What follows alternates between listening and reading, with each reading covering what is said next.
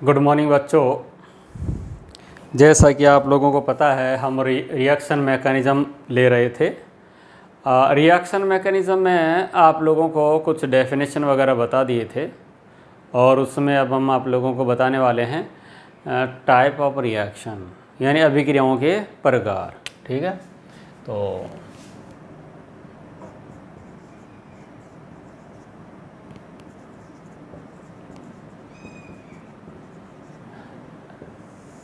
देखो, किसी का भी जो प्रकार है ना वो इस बात पर निर्भर करता है कि आप आधार क्या मानते हो। तो हो सकता है आपको ये पढ़ने के बाद वो लगे यार ये भी प्रकार था वो भी प्रकार था, लेकिन अपन तो अपने हिसाब से, क्योंकि एग्जाम में कोई ऐसा क्वेश्चन नहीं आएगा कि आप अभिक्रियाओं के प्रकार बताइए कौन कौन से होते हैं, कौन सा अभिक्रिया का प्रकार क्या, ऐसे नहीं आता है ना। कितने प्रकार लिखो, ऐसा नहीं आता है। मैं आपको टाइप ऑफ रिएक्शन में फर्स्ट बताता हूँ। एक रिएक्शन होती है acid base.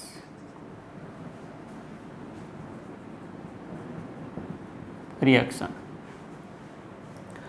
Acid base reaction में क्या होता है, रिएक्शन करने वालों में एक एसिड होता है तो दूसरे वाला बेस होता है। देखो कैसे, NaOH है, ये मेरे पास बेस है,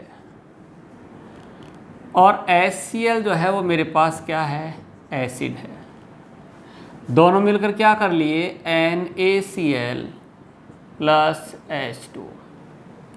तो रिएक्शन का ये जो टाइप है वो कहलाता है एसिड बेस रिएक्शन। बच्चों एसिड बेस रिएक्शन जो है ना वो फास्ट रिएक्शन है, बहुत तेज़ी से होने वाली रिएक्शन है।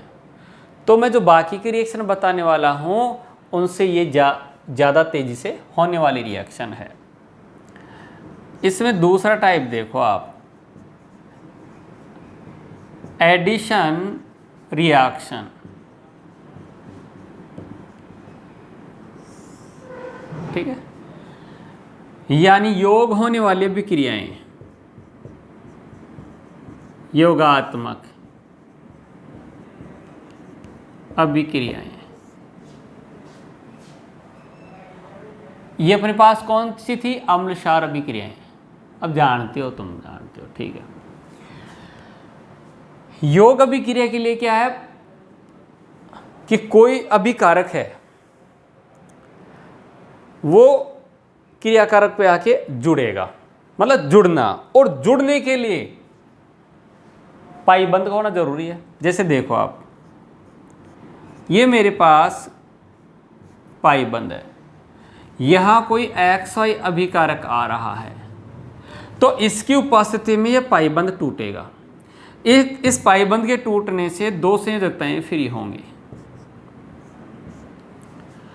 और एक जगह X आ गया, दूसरी जगह Y आ गया। तो इस टाइप की जो रिएक्शन है वो योगात्मक अभिक्रियाएं हैं, और इन योगात्मक योग होने के लिए पाई बंद का होना जरूरी है। पाई बंद पर होगा योग, ये मानकर चलिए आप। हम उसकी बात करें तो प्रोबेबिलिटी है, आप कहीं और कहीं भी योग करवा सकते हैं, आप कहीं भी योग करवा दो, लेकिन हम बात कर रहे हैं ना वो किसके कर रहे हैं।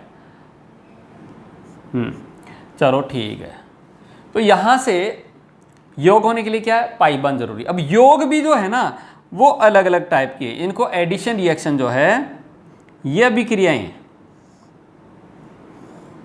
फिर आगे ये हो सकती है nucleophilic addition reaction.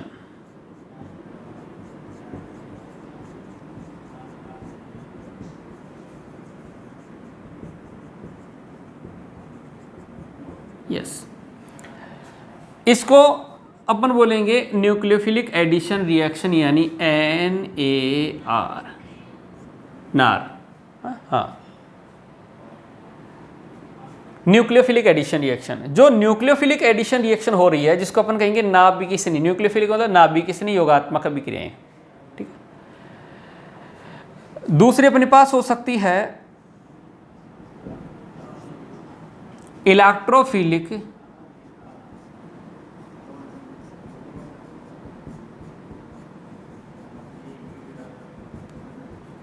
Addition reaction, EAR,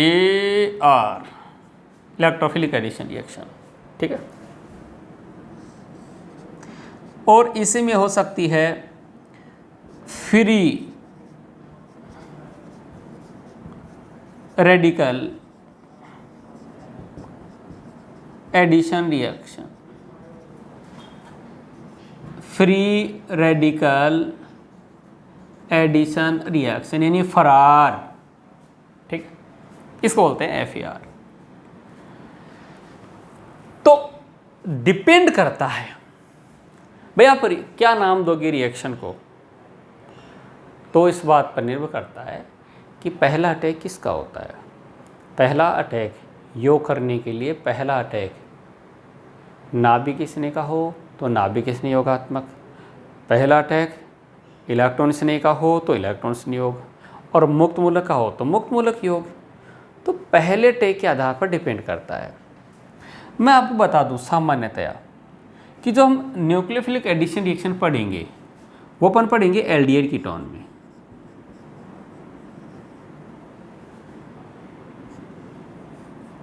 aldehyde and ketone generally इसमें हम देखेंगे nucleophilic addition reaction. Electrophilic addition reaction generally होती हैं एल्कीन एंड एल्काइन, यस इसमें होती है। तो ये इन जिस एल्कीन एल्काइन की जो अभिलाक्षणिक अभिक्रिया है वो इलेक्ट्रोफिलिक एडिशन रिएक्शन है, और एल्डिहाइड कीटोन की जो अभिलाक्षणिक अभिक्रिया है वो न्यूक्लियोफिलिक एडिशन रिएक्शन है। नाभिक स्नेह योगात्मक, इलेक्ट्रॉन स्नेह योगात्मक, और यह है मुक्त मूलक योगात्मक। ये योग अभिक्रिया हो गई 2 नंबर। इसके बाद देखिए तीसरा जो टाइप आएगा वो है सब्स्टिट्यूशन रिएक्शन।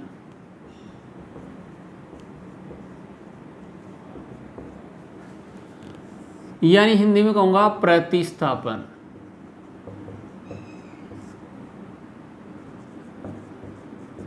अभिक्रिया प्रतिस्थापन का मतलब होता है कि कोई आएगा आक्रमणकारी और किसी को हटाएगा, कोई आक्रमणकारी आएगा और किसी को हटाएगा, ये प्रतिस्थापन होता है। अगर हटाने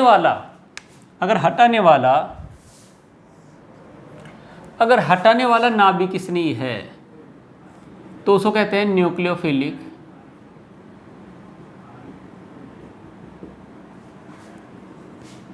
substitution reaction. Nucleophilic substitution reaction, nucleophilic substitution reaction, ठीक है। ये जनरली अपन देखेंगे,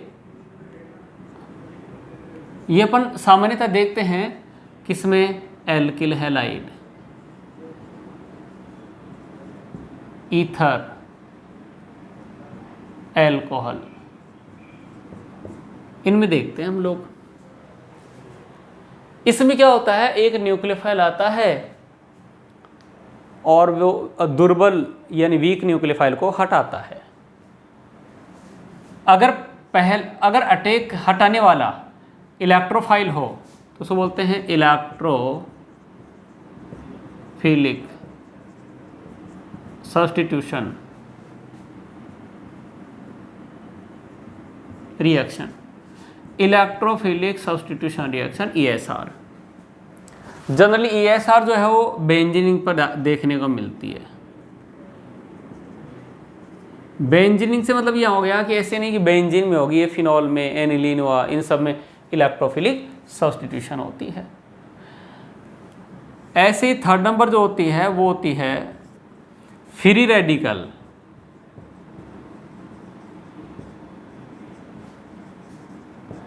सब्स्टिट्यूशन रिएक्शन होती है। ये अलग अलग जगह होती हैं।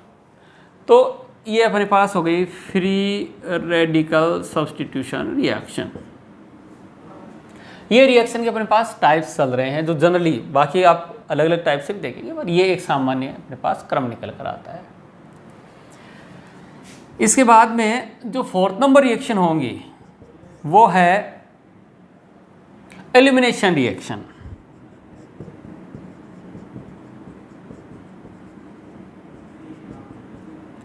एलिमिनेशन रिएक्शन में क्या होता है, ये एडिशन का जस्ट ऑपोजिट है।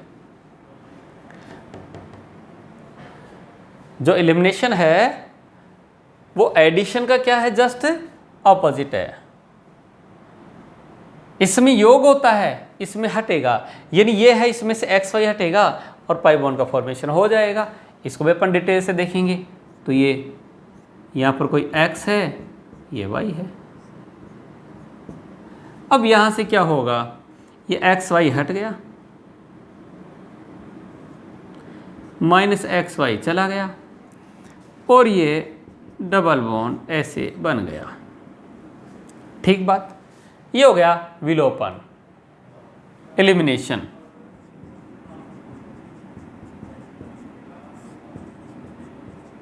विलोपन रिएक्शन है। बात समझ में आ रही होगी आपके।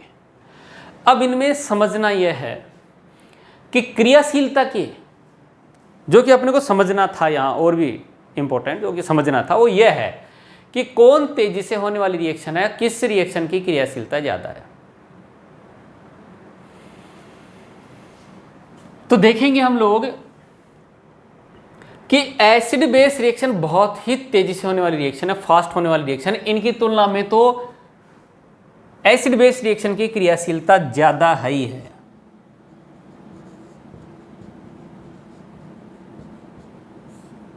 ठीक है, किसकी क्रियाशीलता ज्यादा है, एसिड बेस रिएक्शन। क्योंकि क्रियाशीलता में अगर देखें तो एसिड बेस रिएक्शन सबसे तेजी से होने वाली रिएक्शन है।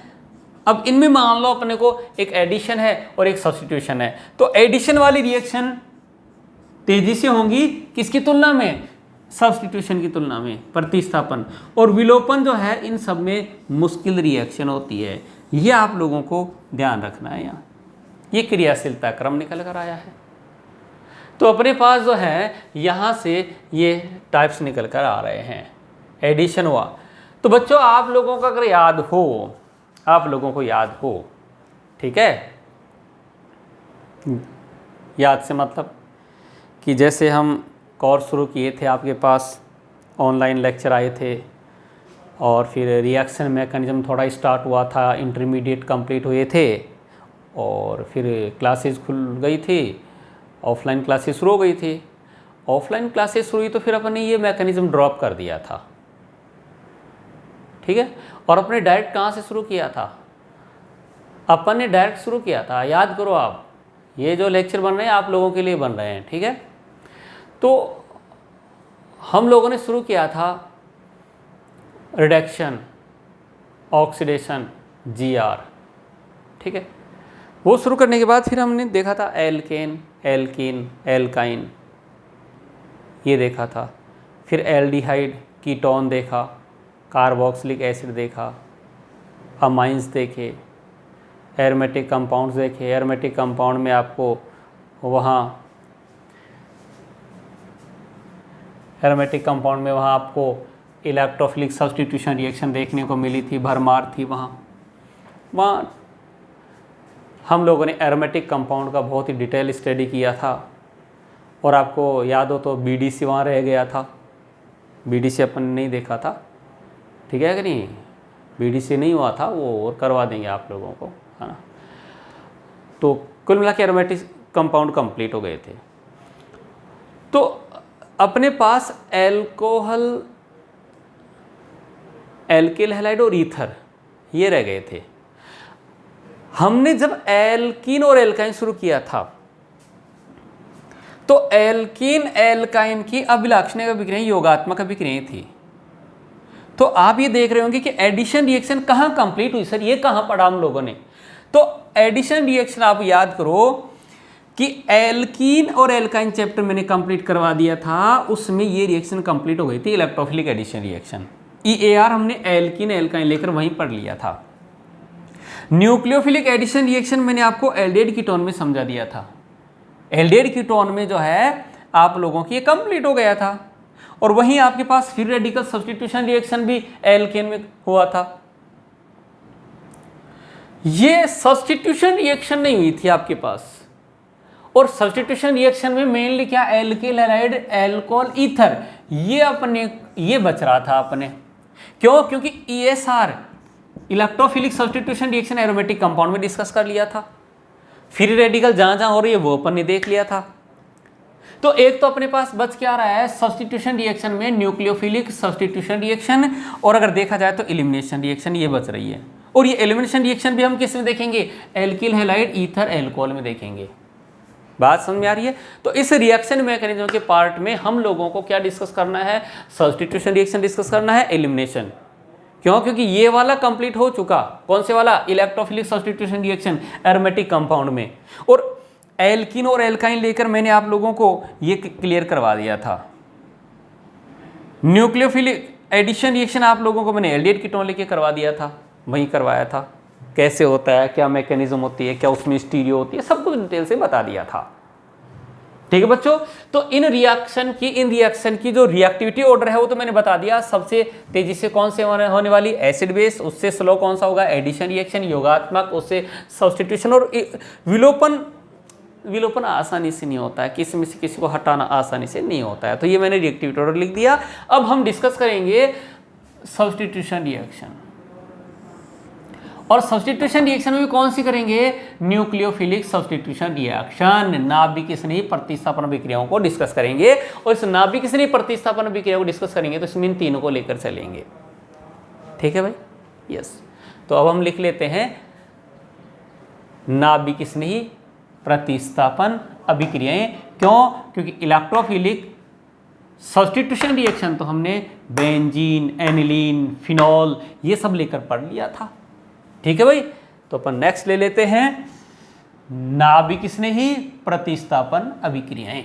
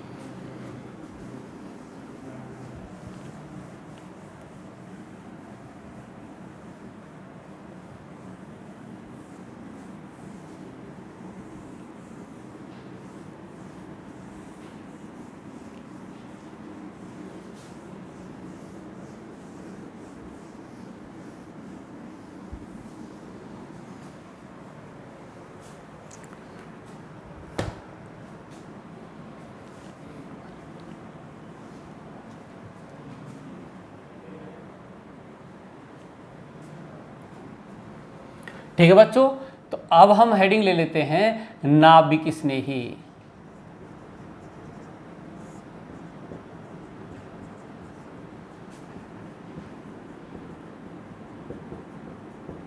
प्रतिस्थापन अभिक्रियाएं। बच्चों ये लेक्चर उनके काम में आने वाले हैं जिनका लॉकडाउन की वजह से मामला डिस्टर्ब हो गया था। ठीक है, ये उन लोगों के लिए बनाए जा रहे हैं, मतलब जो अपने रेगुलर क्लास में चल रहे थे, ऑफलाइन चल रहे थे, और उनका फिर ऑफलाइन चलते ऑफलाइन क्लोज हो गया था और मैकेनिज्म उनका रह गया था, उनके काम में आने वाले हैं। ठीक है, उन्हीं के ज़्यादा समझ में आएंगे क्योंकि उन्होंने पहले पढ़ रखा है क्या बाकी बातें। तो नाभिक स्नेही प्रतिस्थापन अभिक्रिया समझ गए होंगे, न्यूक्लियोफिलिक सब्स्टिट्यूशन रिएक्शन।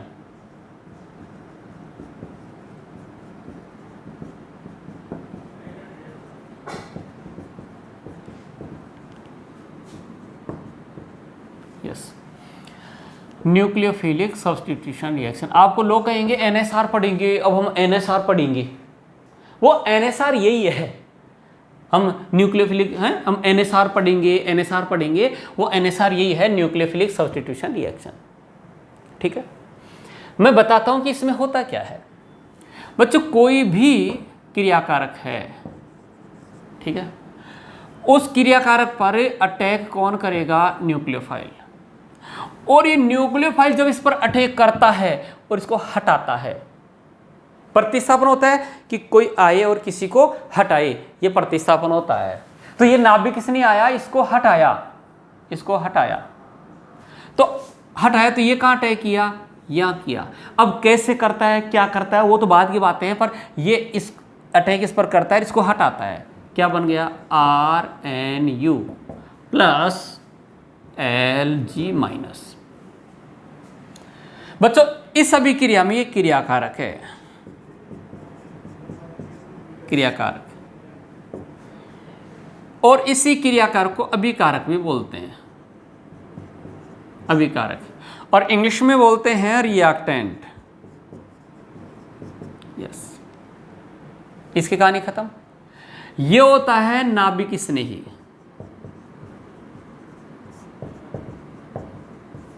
यस, यानी न्यूक्लियोफाइल। यस, ये यहां पर बन गया उत्पाद यानी प्रोडक्ट। यस, और ये समूह हट गया, इसको कहते हैं निष्कर्षी समूह। इसको बोलते हैं निष्कर्षी समूह, लिविंग ग्रुप।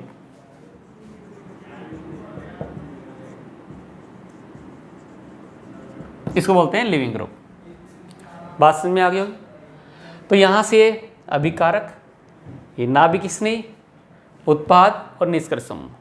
इस नाभिक स्नेही ने इस पर अटैक किया, इसको हटाया, तो इस अभिक्रिया का नाम हो गया नाभिक स्नेही प्रतिस्थापन अभिक्रिया। क्लियर? ये नाभिक स्नेही किस तरीके से, किस टाइप से, किस प्रोसेस से, किस मैकेनिज्म से इस पर अटैक करता है और कैसे इसको हटाता है, इसके बेसिस पर इन नाभिक स्नेही प्रतिस्थापन अभिक्रियाओं, जिनको कि एसएन भी बोला जाता है, एसएन रिएक्शन बोला जाता है, ये एसएन रिएक्शन जो है वो यहां 3 टाइप्स की है, या 3 प्रकार की पढ़ेंगे हम लोग। ठीक है, देखिए, तो जो नाभिक स्नेही, अब ये नहीं लिखेंगे, आप समझदार हो, बड़े हो, डॉक्टर बनने जा रहे हो। एनएसआर रिएक्शन, जिसको कि आप क्या कह सकते हैं, सॉरी, एसएन रिएक्शन कहते हैं। ये रिएक्शन जो है वो 3 टाइप की हैं। इसमें फर्स्ट होती है SN1, सेकंड होती है SN2 और थर्ड होती है SNI। समझ में नहीं आई? न्यूक्लियोफिलिक सब्स्टिट्यूशन रिएक्शन को, एसएन रिएक्शन को 3 ग्रुप में डिवाइड किया है, SN1, SN2 एंड SNI। समझ में नहीं आई? ठीक है, इनमें से हम 1 बाय 1 जो है पढ़ने वाले हैं। SN1 हम पढ़ेंगे क्या लेकर, एल्किल हैलाइड। जैसे हम फर्स्ट रिएक्शन लेंगे SN1 रिएक्शन, उसमें एल्किल हैलाइड में देखेंगे SN1 कैसे होती है, एल्कोहल में भी देखेंगे और ईथर में भी देखेंगे। ठीक है, इनमें हम SN1 रिएक्शन देखेंगे, फिर वही केस में देखेंगे एल्किल हैलाइड, एल्कोहल, ईथर में, फिर SN2 रिएक्शन देखेंगे।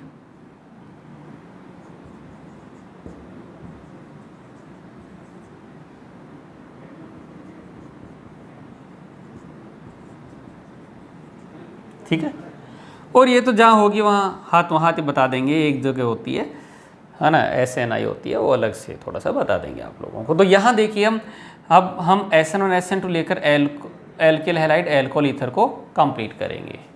ठीक है भाई, तो ये SN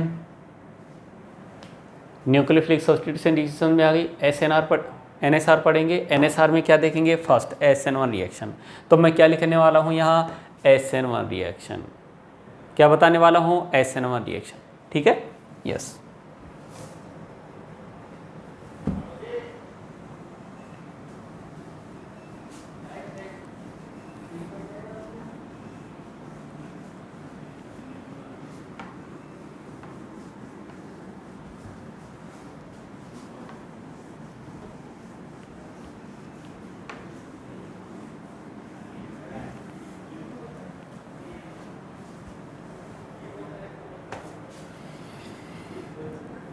फर्स्ट पढ़ेंगे SN1 रिएक्शन। यह 1 का मतलब क्या है, एक अणुक। क्या होता है, एक अणुक।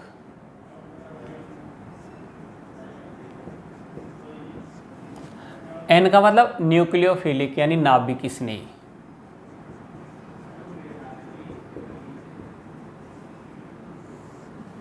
एक अणुक नाभिक स्नेह, सब्स्टिट्यूशन मतलब प्रतिस्थापन।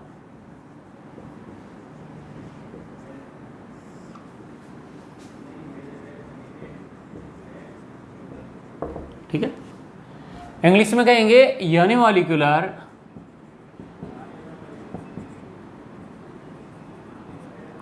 Nucleophilic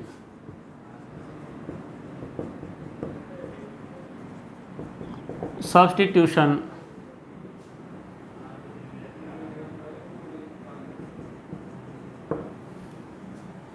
reaction. ठीक, क्या बोलेंगे? यूनिमॉलिक्यूलर न्यूक्लियोफिलिक सब्स्टिट्यूशन रिएक्शन, मतलब कहेंगे SN1। ठीक है, क्या बोलेंगे? SN1। कैसे होगी देखते हैं।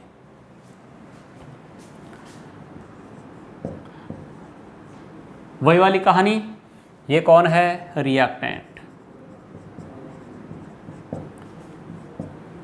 और ये कौन है? न्यूक्लियोफाइल। क्या कर रहा है? इसको हटा रहा है। क्या बन गया? R nucleophile plus leaving group. ये बता चुके हैं भाई, ये reactant, nucleophile, product, leaving group, इस टाइप से। अब इसको एक अणु क्यों बोल रहे हैं? प्रतिस्थापन समझ में आ गया, नाभिक स्नेही है और ये किसी को हटा रहा है, तो नाभिक स्नेही प्रतिस्थापन समझ में आ गया, पर एक अणु क्यों बोल रहे हैं वो इसके क्रियाविधि से समझ में आएगा, बिना स्टीरियो के इसकी क्रियाविधि। क्रियाविधि अगर देखा जाए, जो कि आप तो डायरेक्ट क्रियाविधि घर पर तो नहीं समझ सकते हो कि साहब इसको मिला है उसको मिला है, ये क्रियाविधि देख लिया। मैं आपको बताता हूं कि इसकी SN1 की जो क्रियाविधि है वो 2 पद में बताई गई है। यानी यह है कौन? SN1।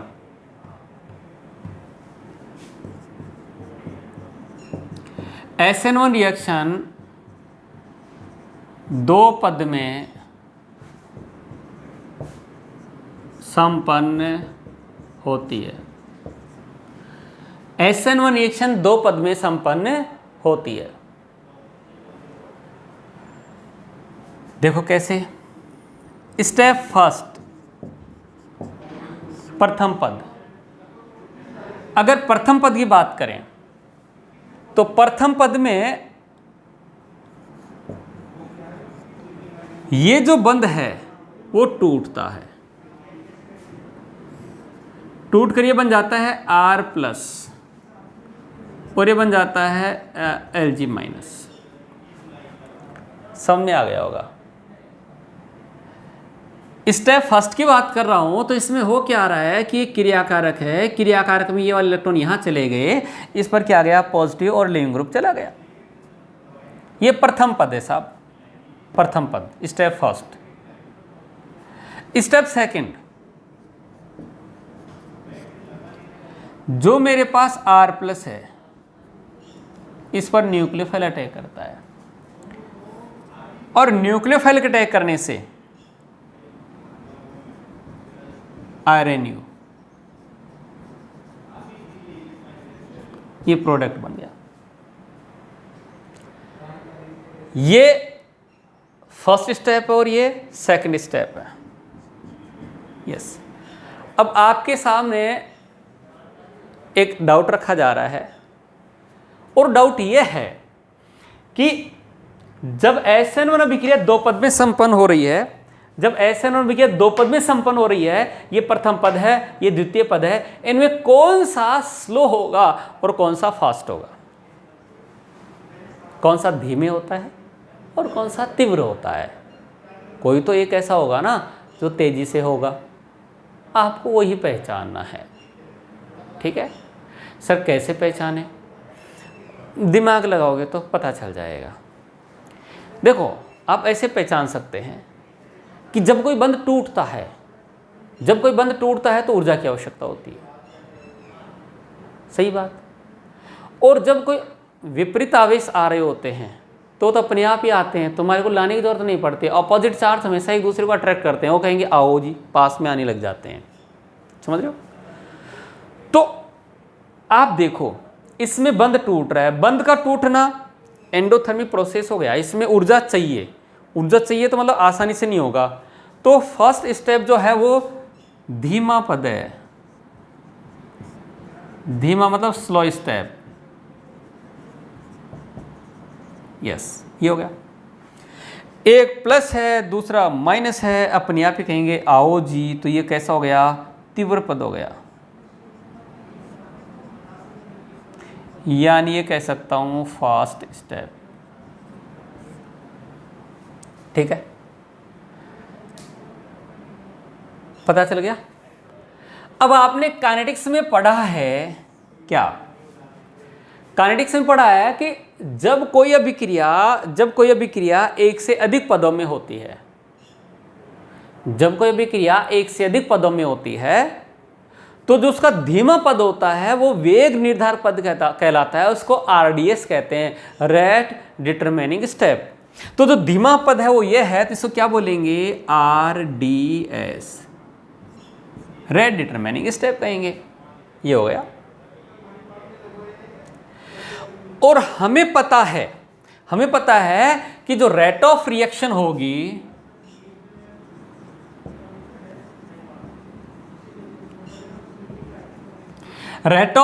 जो होगी वो स्लो स्टेप पर डिपेंड कर रही है। और स्लो स्टेप में कौन भाग ले रहा है? क्रियाकारक ले रहा है, केवल यही भाग ले रहा है। तो rate of reaction is direct proportional to RLG। और ये कौन है? रिएक्टेंट है, तो मैं कह सकता हूं rate of reaction is direct proportional to reactant, concentration of reactant. ठीक है, इक्वल करेंगे तो रेट जो है वो आप ऐसे भी लिख सकते हैं, हो जाएगी K1 और ये कौन हो गया? रिएक्टेंट।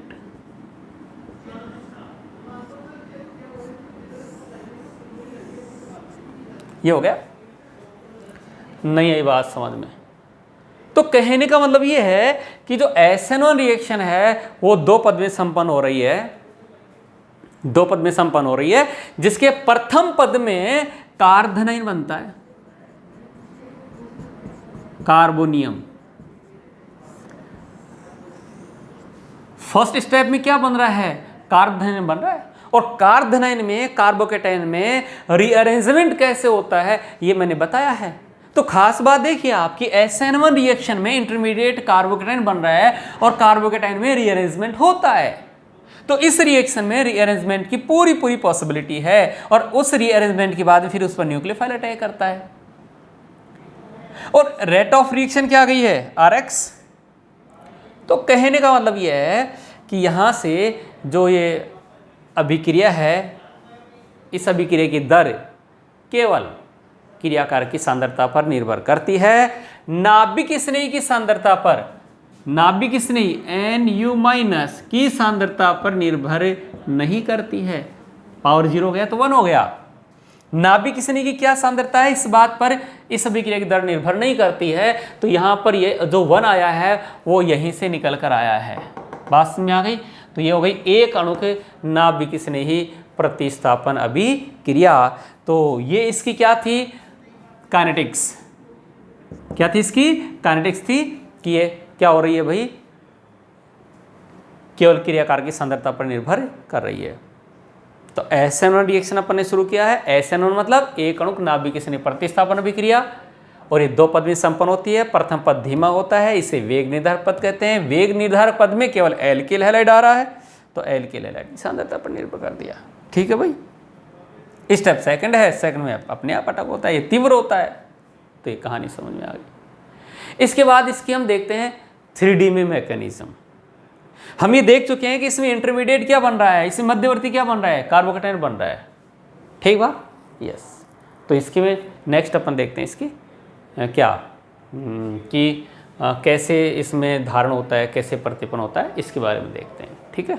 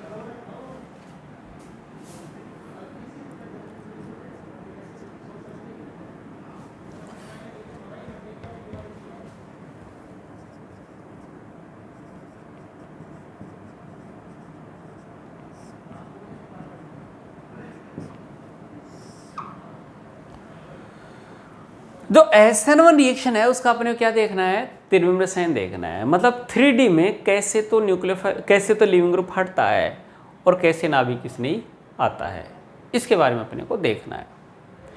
ये बात तो समझ में आ गई होगी कि SN1 रिएक्शन 2 पद में संपन्न होती है और आपने देखा कि उसमें जो रेट ऑफ रिएक्शन है वो केवल क्रियाकार की सांद्रता पर निर्भर कर रही है। जो रेट ऑफ रिएक्शन है वो किस पर डिपेंड कर रही है, क्रियाकार की सांद्रता पर।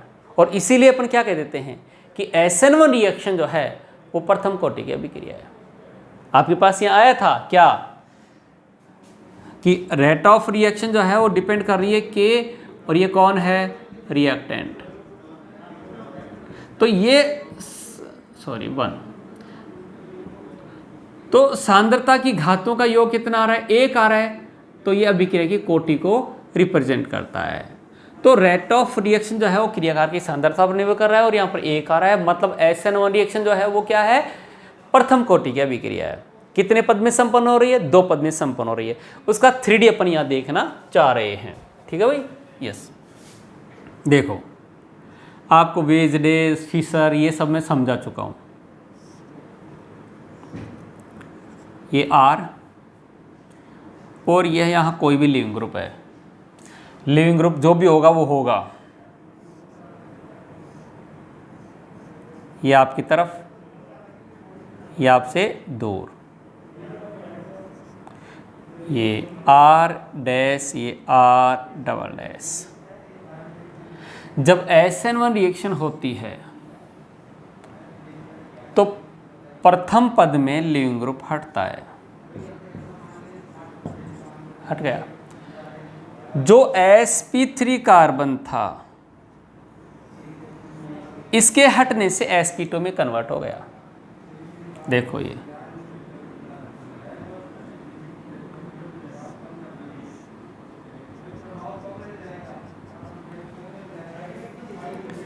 R डैश, ये R डबल डैश, इसके जाने से यहाँ पर पॉजिटिव आ गया, पॉजिटिव आ गया तो ये क्या बन गया, sp2 संकृत बन गया। sp2 संकृत के पास में एक असंकृत p कक्षक होता है। ये त्रिकोणीय समतलीय संरचना बन गई मध्यवर्ती।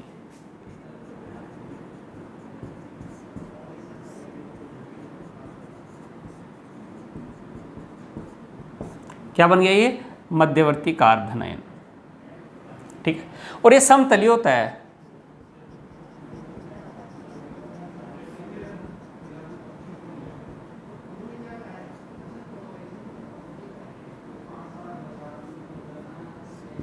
ये त्रिकोणीय समतलीय हो गया। ये स्लो स्टेप है। अब कौन अटैक करेगा, नाभिक स्नेही। कौन अटैक करेगा, नाभिक स्नेही। अब नाभिक स्नेही अटैक करेगा तो देखो उसके पास 2 रास्ते हैं। एक तो वो बैक से अटैक करे और एक यहीं से अटैक कर दे, क्योंकि मॉलिक्यूल समतलीय है। पेन वगैरह यहाँ समझाने के लिए ना है। चलो आप तो ऐसे मानो कि ये जो है इसमें R ऐसे है, R डबल डैश आपकी तरफ है और R डैश इधर है, और ये असंकृत p कक्षक है, ठीक। अब इस पर अटैक यहाँ से भी हो सकता है न्यूक्लियोफाइल का, और इधर से भी हो सकता है। तो हम दोनों चीज़ें बता रहे हैं, न्यूक्लियोफाइल का attack,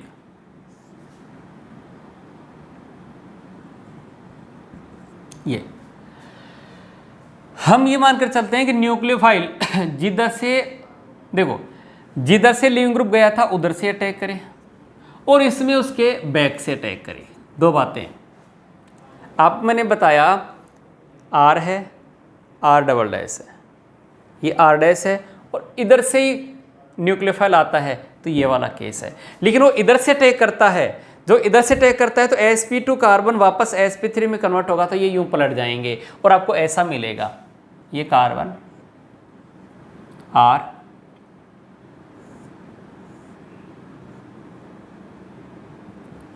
R dash, R double dash, और इधर आ गया न्यूक्लियोफाइल। दूसरा ये हो सकता है, R था वो इधर से अटैक कर रहा है, R डबल डैश R, वो इधर से अटैक किया तो ये खिसक कर संयोजकता यूँ आ गई, तो ये यूँ का यूँ रह गया। R डैश वही है, R डबल डैश भी वही है, R वही है, बस इधर कौन आ गया, न्यूक्लियोफाइल। ठीक है, इसको बोला जाता है प्रतिपन, इन्वर्जन, और इसमें विन्यास वही रहता है, इसलिए इसको क्या बोलते हैं, धारण। जब समूह का विन्यास पलट जाए तो उसको प्रतिपन बोलते हैं, और विन्यास वही रह जाए तो इसको धारण बोलते हैं।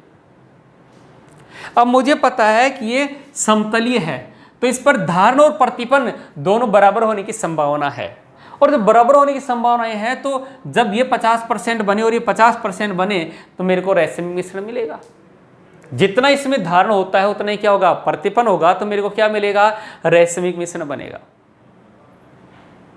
लेकिन खास बात क्या है, खास बात यह है कि जब ये लिविंग ग्रुप यहां से हट रहा होता है, जब ये हटता है तो इस डायरेक्शन में लिविंग ग्रुप Lg माइनस की कॉन्सेंट्रेशन हल्की सी ज्यादा होती है, इसलिए उधर से ही नाभिक इसने जो कि खुद भी ऋणात्मक है उसके अटैक करने की पॉसिबिलिटी थोड़ी सी कम हो जाती है। तो अगर बात आई तो हम ये कह सकते हैं कि धारण की तुलना में प्रतिपन थोड़ा सा ज़्यादा होता है। तो 100% रेशमीकरण में दिक्कत आती है, 100% रेशमाइजेशन हम नहीं मानते हैं, हम ही मानते हैं कि प्रतिपन थोड़ा सा धारण से क्या हुआ है, ज़्यादा हुआ है। लेकिन ये पक्का है कि ये दोनों एक दूसरे के दर्पण प्रतिबिंब हैं, एनेंशियोमर हैं। ये मैं आपको पहले समाप्त में बहुत डिटेल से समझा चुका हूं कि एक दूसरे के क्या है, ये एनेंशियोमर हैं, ये एनेंशियोमर हैं प्रतिबिंब।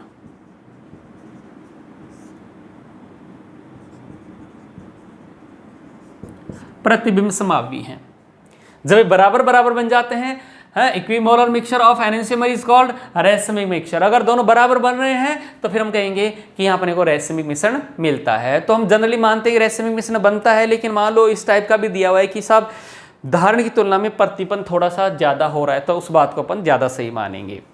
क्यों मानेंगे, मैंने बता दिया, लिविंग ग्रुप इधर है और न्यूक्लियोफाइल उधर से ही आए तो ये भी नेगेटिव और वो भी नेगेटिव, थोड़ा रिपल्सन होता है, इसलिए थोड़ा सा अटैक कम हो जाता है, ऐसा हम मान के चलते हैं। तो ये क्या था, स्टीरियो था, किसका, SN1 रिएक्शन का। ठीक है, तो SN1 रिएक्शन के बारे में समझ में आ गया होगा कि SN1 रिएक्शन जो है वो 2 पद में होने वाली अभिक्रिया है। SN1 रिएक्शन 2 पद में होने वाली अभिक्रिया है, जिसके प्रथम पद में मध्यवर्ती कार्बोधन बनता है। मध्यवर्ती कार्बोधन कहीं बनता है तो उसमें पुनर्विन्यास संभव है। इसमें धारण और प्रतिपन दोनों होते हैं, और आरडीएस में केवल क्रियाकारक भाग लेता है, इसलिए प्रथम कोटि की अभिक्रिया होती है। तो मैं कह सकता हूं SN1 एक अणु के प्रथम कोटि की अभिक्रिया है। SN1 एक अणु प्रथम कोटि की अभिक्रिया है जो 2 पद में संपन्न होती है, जिसमें मध्यवर्ती कार्बोधन बनता है, जिसमें पुनर्विन्यास संभव होता है। तो आज की इस SN1 रिएक्शन में याद रखने वाली बात है वो यह है, SN1 अभिक्रिया एक अणु प्रथम कोटि की अभिक्रिया होती है जो 2 पद में संपन्न होती है, जिसमें मध्यवर्ती कार्बोधन बनता है और उस मध्यवर्ती कार्बोधन में पुनर्विन्यास संभव है। तो SN1 रिएक्शन अभी कंप्लीट नहीं हुई है, इसमें अभी आगे और लेंगे, लेकिन इस लेक्चर को यहीं फिनिश करते हैं क्योंकि तुम भी परेशान हो गए हो, इतना थोड़ी पढ़ाया जाता है। बाकी कहानी नेक्स्ट लेक्चर में लेंगे किसकी, SN1 की। ठीक है बच्चों, थैंक यू।